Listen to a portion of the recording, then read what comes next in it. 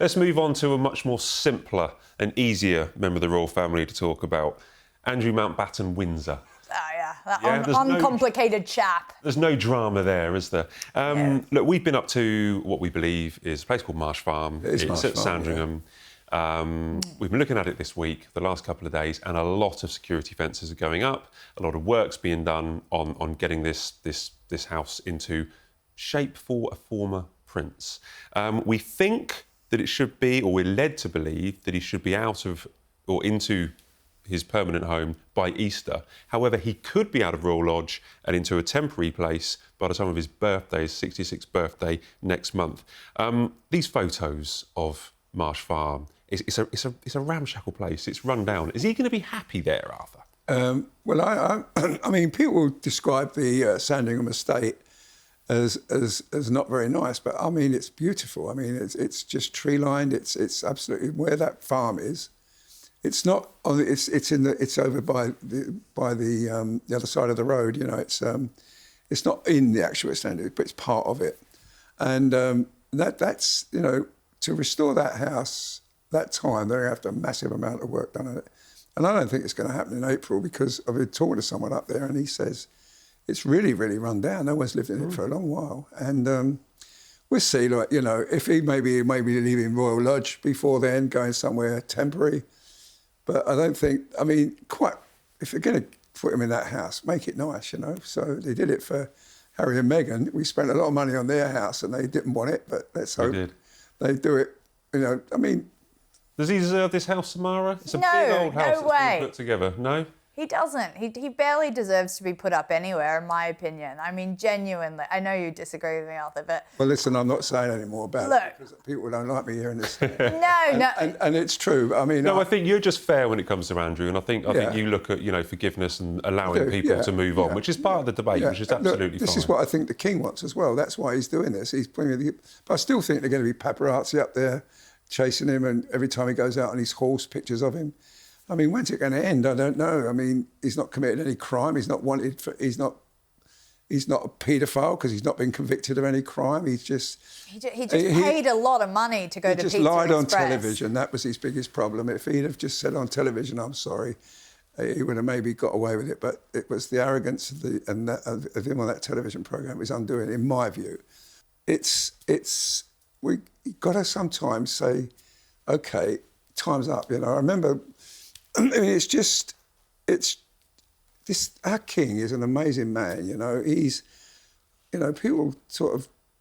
You've been working with him all these years. You can see this compassion he's got. You know, and I think, you know, in the end of the day, it's his brother, and he's going to see his brother comfortable. You know, he's going to try and give him a peaceful life if he can, and I think, you know, it's probably the best thing. He does move out of Royal Lodge and away from all that lot and try to start his life again. And never know, he might remarry, might meet someone beautiful and who knows what might happen. Samara, new beginnings, compassion for Andrew up at Marsh Farm? I mean, the reality of the situation is that, yes, Prince Andrew Andrew likes the finer things in life, and obviously that was his hubris, to be honest, and sort of his downfall. And so I think optically it's a very good idea for the king to put him up in this sort of ramshackle place away from the public eye. I don't think the royal family wants to be seen as putting him up in anything sort of lavish or giving him any sort of special treatment. So I do think it's a good decision for them, and I just don't think he should sort of be receiving anything particularly special or shiny in the next few years and for the last part of his life. I think he should just go off into the shadows, and I think that's how the royal family want him to be perceived by the public. So it's not going to be the last that we hear from him, but hopefully he kind of just gets moved into there and out of Royal Lodge, and that's the end. What would he do up there? What you know, he does a lot of horse riding. He doesn't have a job. We saw those rainy photos. You know, I mean, no purpose in life. You know, what's that? You know, we all need a purpose in life. You know, whatever it is, rearing your children, whatever. You know, he seems to just be. What should he do? Sorry, no one's interrupt you. We talk about purpose of his life. He could do charity work. He can do that, but you know, at the moment, I think you know, he's so depressed. I think he can do it, but I just hope he can turn his life around. You know, He's got grandkids. and spend time with them. Yeah, that's true. But what can the family do? They can give him a new house. They can give him funding. He's actually got to go and do something himself if he actually wants We'll forgiveness see. and I mean, retribution. He can go and do something with charity, or speak out, or apologise, or do something. It's also, I mean, there are the alleged victims who have a life sentence psychologically for what he potentially did to them. So I think, I don't have sympathy on that front. Okay, let's speak about the Princess of Wales. She turned 44.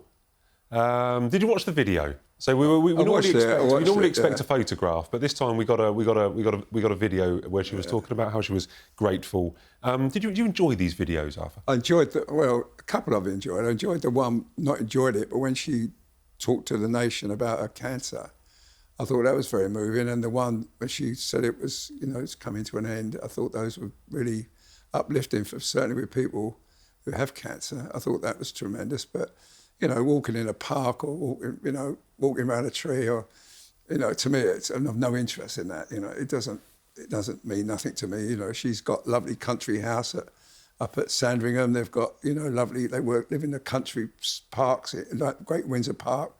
It's around them all the time. So I imagine she enjoys it. But for me, they're boring. But the ones that she talked about her illness, I thought were tremendous. I thought that. Especially the first one, I thought it was incredible. Yeah. This was the last of her seasonal videos. I think she's described how she was deeply grateful, and she was saying that nature has helped me heal. It's the last of the videos, but she's going to use this kind of this idea to push forward in many of her projects throughout the year.